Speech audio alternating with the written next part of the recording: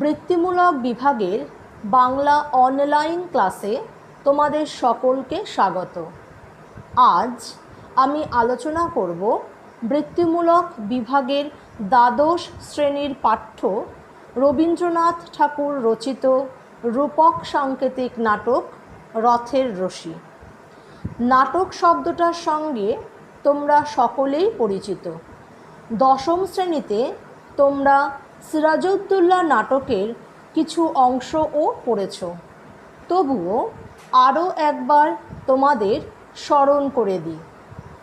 নাটক হলো মিশ্র চারুকলা, কারণ নাটক শুধু পাঠ করাই হয় না, অভিনয়ও হয়।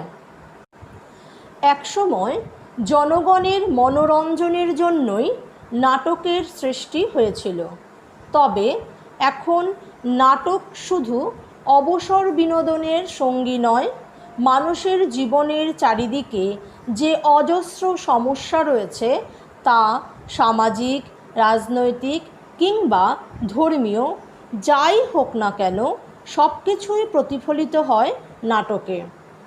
নানা অন্যায় ও অবিচারের বিরুদ্ধে মানুষকে সংঘবদ্ধ হওয়ার আহ্বান এবং মানুষের বিবেক ও চৈতন্যকে সদা জাগ্রত করে রাখার যে গান, তাও নাটকেই শোনা যায়। তাহলে বুঝতেই পারলে নাটকে যা প্রতিফলিত হয় তা আসলে আমাদেরই জীবন ও আমাদের চারপাশের নানা সমস্যা। আমি নাটকের নামটা বলার আগে একটা শব্দ ব্যবহার করেছিলাম, রূপক সাংকেতিক নাটক। এই রূপক সাংকেতিক শব্দটা তোমাদের কাছে নতুন, তাহলে জেনে নাও রূপক সাংকেতিক বিষয়টা কি।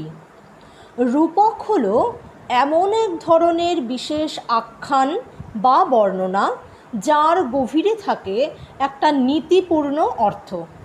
অর্থাৎ রূপক জাতীয় রচনায় বাইরের আখ্যানের অন্তরালে আরও একটি দ্বিতীয় অর্থ নিহিত থাকে। এখানে বাইরের আখ্যানটি একেবারে গৌণ, আসল হলো দ্বিতীয় অর্থটি। আবার সাংকেতিক শব্দের অর্থ হলো ব্যঞ্জনা বা ইঙ্গিত। এই ব্যঞ্জিত অর্থের প্রতীক রূপে বা সংকেত রূপে নাটকে কোনো একটি বস্তুকে উপস্থাপন করা হয়। সংকেত যে বস্তু বা ভাবকে আভাসিত করে তার বাইরের বা ভিতরের সঙ্গে রূপকের অন্তর্নিহিত অর্থের কোনো না কোনোভাবে যোগ থাকে। তখন বাইরের প্রতীকের সাহায্যে ভিতরের অর্থের তাৎপর্য বোঝা যায়। এবার তোমরা নিশ্চয়ই বুঝতে পারলে রূপক সাংকেতিক বিষয়টা কি। এবার আসি আমাদের পাঠ্য নাটকের আলোচনায়। রথের রশি নাটকটি কালের যাত্রা গ্রন্থের অন্তর্গত। 1923 সালে প্রবাসী পত্রিকায় প্রকাশিত রথযাত্রা নাটকের পরিবর্তিত রূপ রথের রশি। নাটকের প্রথমেই দেখা যায় রাজার রাজ্যে রথের মেলা বসেছে, অসংখ্য নরনারী মেলায় এসেছে রথযাত্রা দেখতে, কিন্তু রথ চলছে না। চারিদিকে সব যেন থমথমে হয়ে থাকে। পথের পাশে রথের মেলা বসলেও দোকানি তার পসরা সাজিয়ে চুপচাপ বসে থাকে। কেনা বেচা বন্ধ, সকলেই যেন ভীত হয়ে পড়ে। সন্ন্যাসী তাদের ভয়কে আরও বাড়িয়ে তোলে। সন্ন্যাসী বলে, রথ চলছে না মানেই মহাধ্বংস নেমে আসবে। পথের বুক জুড়ে পড়ে থাকে রথের অসার দড়িটা। সহজ সরল গ্রামের নারীরা ভয় পেয়ে দড়ি দেবতার পুজোর আয়োজন করে। নাগরিকবৃন্দ ঘটনাস্থলে হাজির হয়ে দড়ি সম্পর্কে নানা কল্পনা করতে থাকে, ভয়ও পায়। তারা অজ্ঞানতাবশে ভাবে মহাকালের নারীর টান পেছনের দিকে। তারা সিদ্ধান্ত নেয় রথের চাকায় গতি সঞ্চারের জন্য কোনো পুণ্যাত্মা ব্যক্তিকে আনা প্রয়োজন। সিদ্ধান্ত মতো রাজার চর নর্মদা তীরের বাবাজিকে 10 জওয়ানে মিলে আনলো রথতলায়। কিন্তু যেই না সে রথের দড়িতে হাত লাগিয়েছে, অমনি রথের চাকা বসে যায় মাটির নিচে। এমন সময় সন্ন্যাসী জানিয়ে দেয়, কালের গতিকে পথ হয়েছে দুর্গম, উঁচু নিচু গভীর গর্ত, তাকে সমান করলেই বিপদ ঘুচবে। সন্ন্যাসীর এই তত্ত্বকথা সাধারণ মানুষ বুঝতে পারে না। এরপর একে একে আসে সৈনিকবৃন্দ। তারা রাজশক্তির রক্ষক, ক্ষত্রিয় শক্তির প্রতীক। শক্তির দম্ভে তারা উদ্ধত।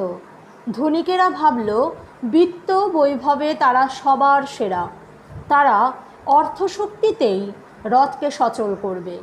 তাদের হাতে স্পর্শে রথ তো চললই না, বরং তা আরও অনড় হয়ে গেল।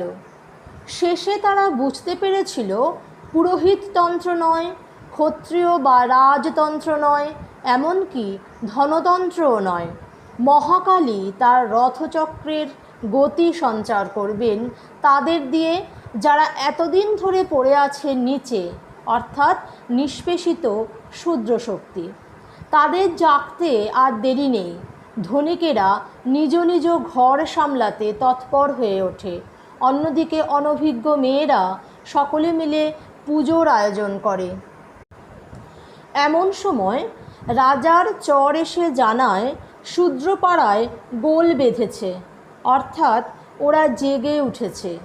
যারা শাস্ত্র বিশ্বাসী তারা শূদ্রদের এই জাগরণকে বিশ্বাস করতে পারে না, কিন্তু বিজ্ঞ মন্ত্রীমশাই বুঝেছিলেন শূদ্রদের এই উত্থান অবধারিত, আর তিনি এই জাগরণকে মেনে নিয়ে তাকে তিনি আখ্যায়িত করলেন প্রলয় বা যুগান্তর নামে।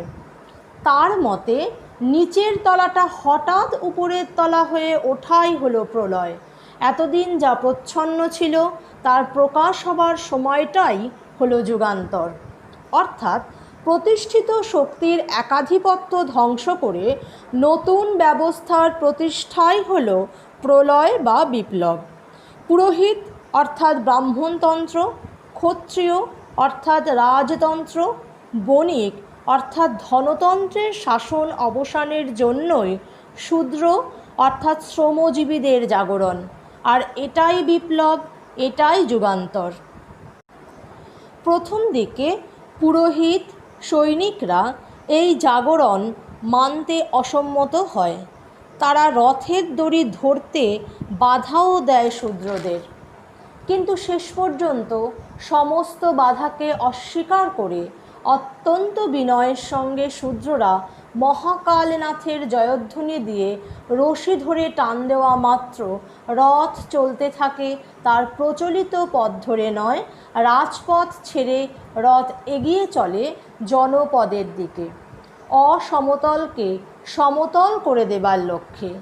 ভীত সন্ত্রস্ত পুরোহিত, ক্ষত্রিয় ও ধনিকের দল নিজ নিজ শক্তির আধার, মন্দির, অস্ত্রাগার, ধনভাণ্ডার রক্ষার জন্য রথের গতিরোধ করতে মরিয়া হয়ে ওঠে। এমন সময় সেখানে উপস্থিত হলেন কবি। সত্যদ্রষ্টা কবির কাছে এই অপ্রত্যাশিত ঘটনার মূল কারণ জানার জন্য সকলে ঔৎসুক্য প্রকাশ করলে কবি বলেন, এতদিন সমাজ যারা চালাতেন তারা অভিজাত শ্রেণীর। তারা রথের চূড়োর দিকটাই দেখতেন, নিচের দিকে তাকিয়ে দড়ি অর্থাৎ মানুষে মানুষে যে সম্পর্কের বন্ধন সেটি দেখতেন না। ফলে দড়ির বাঁধন হয়েছে আলগা, টানে জোর আসেনি, রথও চলেনি। আজ শূদ্রের মিলিত শক্তি মহাকালের রথ চলাকে বাস্তবায়িত করেছে। কবির কথা শুনে পুরোহিত সন্দেহ প্রকাশ করে বলে, শূদ্ররা এতদিন ছিল অপাংতেয়, ওরা হয়তো দড়ির নিয়ম মেনে চলতে পারবে না।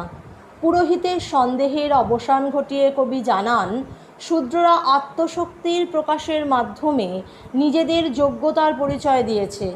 তবে যতদিন তারা তাদের শক্তির প্রকাশে সংযম ও সুষমা রক্ষা করবে, ততদিন মহাকালের রথের গতি হবে স্বচ্ছন্দ, তবে যেদিন এর ব্যতিক্রম ঘটবে সেই দিনই আসবে উল্টো রথের পালা।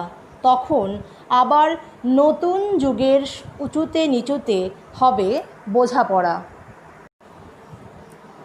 আশা করি তোমরা সকলেই নাটকের বিষয়বস্তু থেকে বুঝতে পারলে নাট্যকার আলোচ্য নাটকে শ্রমজীবী মানুষের জয়যাত্রাকেই তুলে ধরেছেন। নাটকে রথ এবং রশি হল সংকেত বা প্রতীক। মহাকালের রথ হল মানব সভ্যতার প্রতীক, আর রশি হল মানবতার বন্ধনের প্রতীক। সমাজের সকল স্তরের মানুষের সম্মিলিত শক্তি ও সাধনায় বিশ্ব সংসারের চাকার আবর্তন ঘটে। সেখানে উঁচু নিচুর ভেদ নেই। মানুষের সঙ্গে মানুষের আন্তরিক সম্পর্ক সূত্রটিই হল মানবতার বন্ধন, অর্থাৎ রথের রশি। ধনী দরিদ্র, উচ্চ নীচ বর্ণভেদ সেই বন্ধনকে শিথিল করেছে। সেই বন্ধনে গ্রন্থি পড়ায় মানব সম্বন্ধকে দুর্বল করেছে। খণ্ডিত হয়েছে মানুষের শক্তি, আর সেই কারণেই মহাকালের রথ হয়েছে অচল। রবীন্দ্রনাথের মতে রথযাত্রার বিশেষ দিনটি হল সমাজ মানুষের দর্পণ বিশেষ। কালের সঙ্গে তাল মিলিয়ে না চলার জন্যই সমাজ প্রবাহ বাধার সম্মুখীন হয়েছে। যারা এতকাল সমাজচক্র চালিয়েছে তারা বিকৃতভাবে কালের ব্যবহার করেছে। পরিবেশ পরিস্থিতিজনিত কাল প্রেক্ষিতে কালের অনুশাসন মানেনি। কালের প্রবাহে তাই ছন্দপতন ঘটেছে। নাটকে উল্লিখিত পথ নাটকের পটভূমি, কাল এর অধিনায়ক, আর চির অবহেলিত গণমানব নাটকের মুখ্য পাত্র। তোমরা নাটকটা পড়লে দেখবে নাটকের রচনাশৈলী অন্যান্য নাটকের থেকে আলাদা। সামাজিক, ঐতিহাসিক ও পৌরাণিক নাটকের সংলাপ যেমন হয়, আলোচ্য নাটকের সংলাপ তাদের তুলনায় সম্পূর্ণভাবেই স্বতন্ত্র।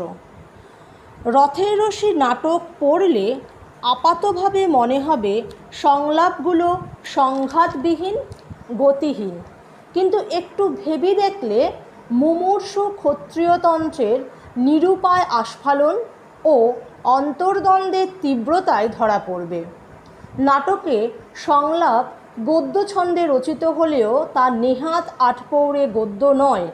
অলঙ্কার সমৃদ্ধ এবং ব্যঞ্জনাধর্মী শব্দযোজনায় তা হয়ে উঠেছে গদ্য কবিতা। সমসাময়িক কালে রবীন্দ্রনাথ যে গদ্য কবিতা রচনার প্রবর্তন করেছিলেন, রথের রশি সেই ভাষাতেই রচিত। এই নাটকের আরও একটি উল্লেখযোগ্য বিষয় হল নাটকের চরিত্র। অন্যান্য নাটকের থেকে এই নাটকের চরিত্ররা সম্পূর্ণ আলাদা। নাটকে উল্লিখিত চরিত্ররা কোনো বিশেষ ব্যক্তি নয়, কোনো ব্যক্তিবিশেষের নামেও তাদের চিহ্নিত করা হয়নি। তারা একটি গোষ্ঠী বা শ্রেণীর প্রতিনিধি। নামহীন এই চরিত্রগুলোর মধ্য দিয়ে তাদের গোষ্ঠীর পরিচয় ফুটে ওঠে। তাই বলা যায় রথের রশি নাটকের চরিত্রগুলি হল বর্গীয় চরিত্র। রথের রশি নাটকে 10টি প্রতিনিধি স্থানীয় চরিত্র আছে। এরা হলো মেয়ের দল, সন্ন্যাসী, নাগরিকবৃন্দ, সৈনিকবৃন্দ, ধনপতি ও তার অনুচরবর্গ, মন্ত্রী, চর, শূদ্রদল, পুরোহিত ও কবি। চরিত্রগুলোর নামকরণ থেকে বোঝা যাচ্ছে এরা কোনো বিশেষ নামাঙ্কিত চরিত্র নয়, এরা প্রত্যেকেই একটি শ্রেণীর প্রতিনিধি। এবার বলি কোন চরিত্র কিভাবে প্রতিনিধিত্ব করেছে। মেয়ের দল প্রতিনিধিত্ব করেছে অশিক্ষার অন্ধকারে নিমজ্জিত, সংস্কারাচ্ছন্ন, প্রাণহীন, ভক্তি সর্বস্ব গ্রাম্য নারী সমাজের। নিয়তি বা বিবেকের ভূমিকা পালন করেছে সন্ন্যাসী চরিত্রটি। মানুষের বোধের বন্ধ দরজায় আঘাত হেনে জাগ্রত করে তুলতে চেয়েছে মনুষ্যত্বকে। নাগরিকবৃন্দ কর্মীর দল, নগরবাসী সাধারণ মানুষ নারী পুরুষের ভেদাভেদ বজায় রেখে চলার মানসিকতা পোষণ করে। সেই সঙ্গে তারা সমাজে বর্ণবৈষম্য মেনে চলার পক্ষপাতী। সৈনিকবৃন্দ ক্ষত্রিয় শক্তির লালন পালনকারী হিসেবে অঙ্কিত হয়েছে। এরাও শূদ্র জাগরণের বিরুদ্ধে। শূদ্রদের সঙ্গে যে কোনো রকম সংঘর্ষে যেতে তারা দ্বিধা করে না। তাই তো তাদের বলতে শোনা যায়, গঙ্গার দরকার হবে না, ঘোড়ার ঢাকনার মতো শূদ্রগুলোর মাথা দেব উড়িয়ে, ঢালব ওদের রক্ত। ধনপতির দল বণিক সম্প্রদায়ের প্রতিনিধি। এরা বুঝতে পারে একটা যুগান্তর আসন্ন। এই নাটকে রাজার প্রতিনিধি হলো মন্ত্রী। তিনি যুগ ধর্মকে মেনে নিতে প্রস্তুত। পুরোহিত প্রতিনিধিত্ব করেছে ব্রাহ্মণতন্ত্রের। সমাজে উচ্চ আসনটি তারই প্রাপ্য বলে মনে করেন। শূদ্র জাগরণ, যুগান্তর কোনোটিকে মেনে নিতেই তিনি নারাজ। শূদ্র দল শ্রমজীবী সম্প্রদায়ের প্রতিনিধি। সভ্যতার অগ্রগতিতে তাদের সমান অবদান রয়েছে। তাদের শ্রম ছাড়া মহাকালের রথও অচল হয়ে পড়ে। কবি চরিত্রটি নাটকের বিশিষ্ট চরিত্র। আসলে কবি চরিত্র নাটকে কোনো ব্যক্তি নয়, একটি তত্ত্ব, একটা প্রতীক। সে মিলনের প্রতীক। কবি একটি আদর্শ, যে আদর্শের মাধ্যমে জগৎ সংসারের সমন্বয় সাধিত হবে, তারই প্রতীক। এবার বলি, এখান থেকে কেমন ধরনের প্রশ্ন তোমাদের পরীক্ষায় আসে। এমসিকিউ অর্থাৎ বহু বিকল্পীয় প্রশ্ন 1 নম্বর মানের, এবং রচনা ধর্মী প্রশ্ন 5 নম্বর মানের। সুতরাং এমসিকিউ এর উত্তর করার জন্য তোমাদের পাঠ্য নাটকটি খুব ভালো করে খুঁটিয়ে পড়তে হবে। বিশেষ করে কোন কথাটিকে বলছে এই বিষয়টা ভালো করে মনে রাখবে। 5 নম্বরের প্রশ্নে প্রসঙ্গসহ আলোচনা বা ব্যাখ্যাই আসে। এই প্রশ্নের জন্য আমি পাঠ্য নাটক থেকে কতগুলি লাইন বলে দিচ্ছি, সেইগুলোর উত্তর ভালো করে বাড়িতে অভ্যেস করবে। তাহলেই দেখবে পরীক্ষায় এখান থেকে যে প্রশ্নই আসুক না কেন তোমরা সব প্রশ্নেরই উত্তর করতে পারছো। এবার আমি লাইনগুলো বলছি, তোমরা বইতে দাগিয়ে নাও। 60 পৃষ্ঠায় আছে দেখবে, বাঁধবে যুদ্ধ, জ্বলবে আগুন, লাগবে মারি, ধরণী হবে বন্ধা, জল যাবে শুকিয়ে। এই লাইন দুটোর প্রসঙ্গ ও ব্যাখ্যা করবে। ওই পৃষ্ঠাতেই আছে দেখো, তার মূল্য গেছে ফাঁক হয়ে গজভুক্ত কপিত্থের মতো। এই লাইনটার প্রসঙ্গ ও ব্যাখ্যা করবে। 66 পৃষ্ঠায় আছে দেখো, কি হবে মন্তরে। এই লাইনটা বক্তাকে প্রসঙ্গ ও ব্যাখ্যা করবে। 67 পৃষ্ঠায় দিনে দিনে গর্তগুলোর হা উঠেছে বেড়ে। লাইনটির প্রসঙ্গ ও ব্যাখ্যা। 78 পৃষ্ঠায় আছে দেখবে, নিচের তলাটা হঠাৎ উপরের তলা হয়ে ওঠাকেই বলে প্রলয়। প্রসঙ্গ ও ব্যাখ্যা। 79 পৃষ্ঠায় আছে, বাধা পেলে শক্তি নিজেকে নিজে চিনতে পারে, চিনতে পারলে আর ঠেকানো যায় না। বক্তা, প্রসঙ্গ, তাৎপর্য। 91 পৃষ্ঠায় আছে দেখবে, আসবে উল্টো রথের পালা। বক্তা, প্রসঙ্গ, তাৎপর্য।